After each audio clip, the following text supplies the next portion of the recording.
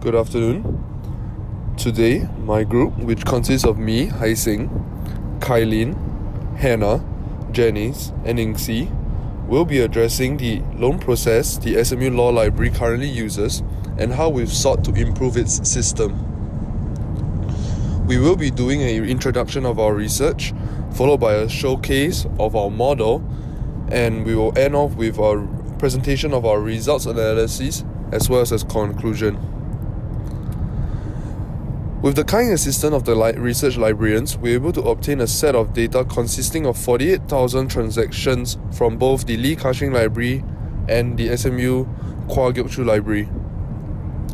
After cleaning the data, the two main problems that we've identified that are causing inefficiency in the loan system are the non-optimal loan periods of historic loans and the high frequency of reborrows of specific book titles within the reserves. To clarify, reborrows refer to 3-hour transactions made continuously. If you have 2 reborrows, it means that you've borrowed the book at least thrice. Currently, the library has a flat loan rate per book. This has resulted in a wide spectrum of utilization, with certain books reborrowed up to 8 times in a week, while others were only borrowed, not reborrowed, twice in the entire year.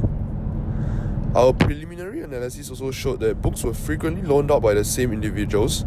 Specific books were loaned out multiple times in a day or a week, and others were barely utilized throughout the year.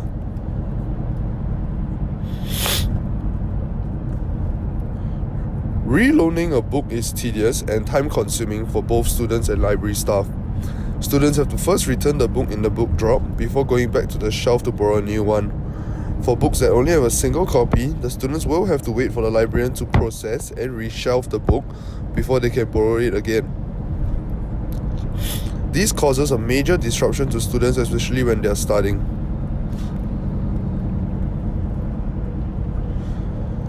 As such, we decided to address the insufficiency of the current 3-hour loan period by first optimizing the loan time allocated to each book title per borrow through analyzing the historical loan data to compute borrowing trends of each book, and by reducing the percentage of reborrows per book title per week. Do note that we do not intend to shorten any of the loan rates by less than 3 hours. Next, these are some of the data that we've kindly collected from the kind research librarians, and this was how we actually split our data set. Do note that the second half of the data set was more widely used throughout our project. This is our black box model. I'd like to take your attention to the performance measure as well as the consequence measure. Our key aim of this research is to reduce the percentage of reborrows per book title per week as much as possible. As such, a consequence measure of it would be also increasing the optimal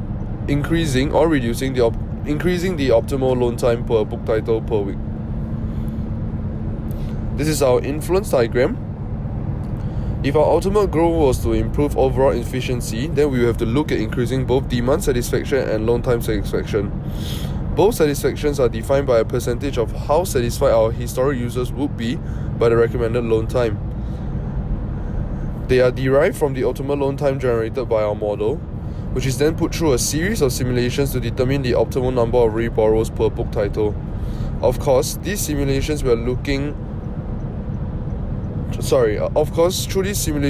for the lowest number of reborrows that could happen with the newly introduced loan time. 3 of the key variables we're looking at is the capacity per book title, which is calculated by the number of copies available and the opening hours of the law library. Our forecasted daily demand per week based on historical data, and our unique loan times by users per book title, which is also determined by historical data such as past user borrow times and frequency of past reborrows. Essentially, we had to make sure we could find out the 3 variables that are highlighted in blue on the slide in order for our research to work. And now we can take a look at a different book, Law and Policy, World Trade Organization.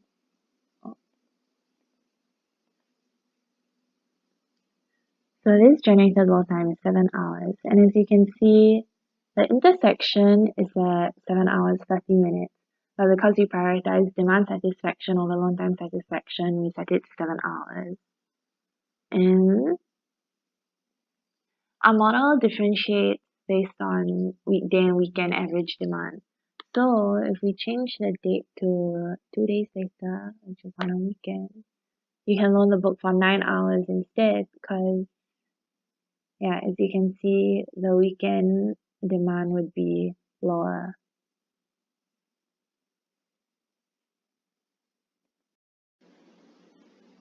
Now we can take a look at a book with a different borrowing pattern. So criminal law in Singapore and Malaysia.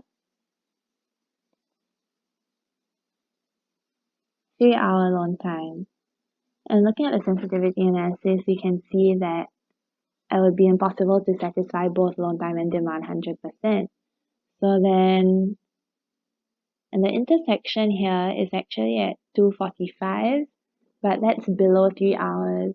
And our group knows that the library actually increased the previous loan time period from 2 hours to 3 hours. So we set a minimum loan time capped at 3 hours. So in this case, the loan time won't be 2:45, but just 3.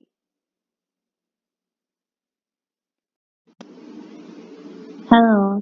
So this is the UI that people will see upon entering our workbook. And usually the date would be set to today's date, but because we're currently having summer break, I set it to 1st April 2019, which is semester 2, week 13 of the previous sem. So let's say you want to borrow the book of contracts in Singapore. So you search, and the optimal loan time of 7 hours is generated, and the model is how we arrived at that loan time. The simulation shows that at 7 hours, there'll be approximately 100% loan time satisfaction, 0 reborrows. And the sensitivity analysis shows that, yeah, indeed 7 hours is the only time that would allow for both loan time and demand to be satisfied 100%. And now you can take a look at some other examples to show what would happen when there's not really an optimal. I'll now be going over the sensitivity analysis of our model. So first, we need to define demand satisfaction. So for our project, we actually define demand satisfaction for a certain book as the number of students who were able to borrow that book divided by the total number of expected borrows. And the number of students who are able to borrow a certain book is actually the number of hours where the KGC library is open multiplied by the stock count divided by the optimal loan period, which will be suggested by our model. So next, for loan time satisfaction, in a certain week, the loan time satisfaction is actually the number of unique borrows of a certain book divided by the total number of borrows of a book. So now we'll look over the sensitivity analysis. So as we can see in this graph, loan time satisfaction is the orange line, while demand satisfaction is the blue line. So we see that for the orange line, as loan period increases, loan time satisfaction generally increases. So this means that the loan time is better for students who want to borrow the book. And for the blue line, we see that demand satisfaction actually starts to decrease when loan period exceeds 7 hours. So this means that other students are actually being deprived of using the book. So for this case, we actually can set the optimal loan period at 7 hours. So this is a good thing. However, if we look at this other graph, we see that we're actually unable to achieve a point where there's 100% satisfaction for both demand and loan time satisfaction. However, in this case, we actually chose to prioritize the demand satisfaction. So we want all students to be able to have access to the book. So as such, as you can see by the red arrow, we set the optimal loan time at 7 hours. I'll now be going over the limitations of our model. So firstly, in our model, demand is actually not time sensitive. So this means that we do not take account whether a student borrows a book very early in the morning or very late at night. And secondly, it does not account for cumulative borrows over the course of a week. So for example, if the student borrows the same book every day from Monday to Friday. However, we believe that this is not a problem because KGC does not allow students to borrow books overnight anyway. And lastly, we actually have very limited historical data, but we believe that this can be mitigated if we were to put in data for subsequent years when we obtain them. So next, moving on to our conclusion. So firstly, we believe that the benefits of our model is that an optimized loan period actually reduces the number of reborrows. So this means that the loan period is actually more suitable for students and they do not need to continuously return the book and then borrow it again. So what this optimized loan period brings about will firstly be less operational and administrative burdens for KGC librarians because this means that they do not have to process so many books within a single day because there are less reborrows. And on the student's point of view, we actually see that reduced reloading actually helps to boost their concentration because they do not need to get up and return the book, but they can use it again within a single sitting. So, as we conclude, we would actually like to thank the KGC library staff for providing us with this set of data as well as for guiding us throughout the course of this project, and we hope that our project actually brings about much benefits to both the students as well as the library. Thank you.